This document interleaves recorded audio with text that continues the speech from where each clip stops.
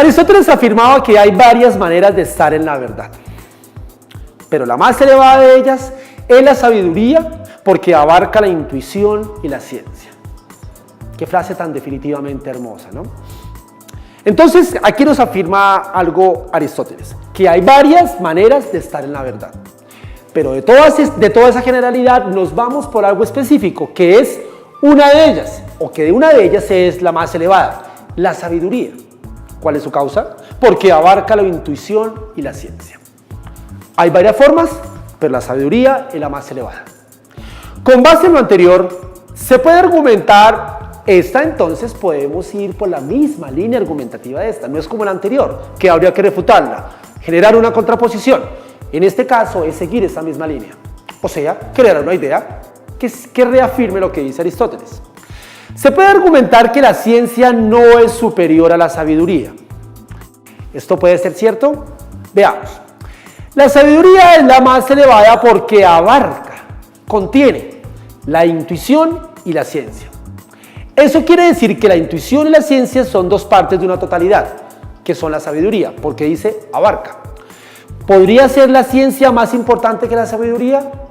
No, si se tiene en cuenta que es una parte de la totalidad que es la sabiduría. Pensemos en que es un 50% intuición y un 50% ciencia, especulando, por supuesto.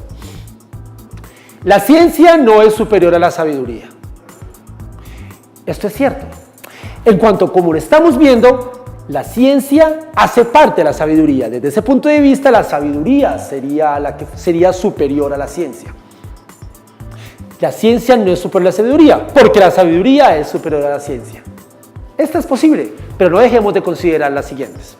Si estamos casi seguros que puede ser la A, es porque estamos leyendo correctamente. B.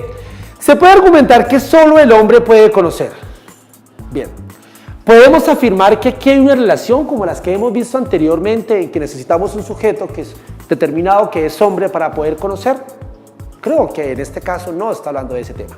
Eliminamos la B. C. Solo los sabios tienen la verdad. Bueno, esta puede ser posible porque él dice que para estar en la verdad podemos llegar a partir o por medio de la sabiduría. Tengámosla presente. D. La ciencia no es inferir a la sabiduría. Recordemos que inferir es muy parecido a deducir. ¿Será que según la frase decimos que de la ciencia no se puede inferir la sabiduría? El texto nos dice que la sabiduría, su totalidad, abarca tanto la intuición como la ciencia. Lo que quiere decir que si observamos ciencia tendremos que llegar a la sabiduría, que es su padre, su superior. Por lo tanto, la D no es, porque está la negación. Esa es falsa, lo que hace que la podamos eliminar. Entonces podemos decir que es la A o la C. Miremos una vez más la C. Solo los sabios tienen la verdad. ¿Podemos afirmar esto a partir de lo que dice el texto? Pues vamos a leer rápidamente. Aristóteles afirmaba que hay varias maneras de estar en la verdad. Bueno, pero la más elevada de ellas. O sea que esta es una de varias maneras. Solo los sabios tienen la verdad. Falso. ¿Por qué razón? Si hay varias maneras y una de ellas es la sabiduría, ¿cómo podemos decir que solo los sabios tienen la verdad?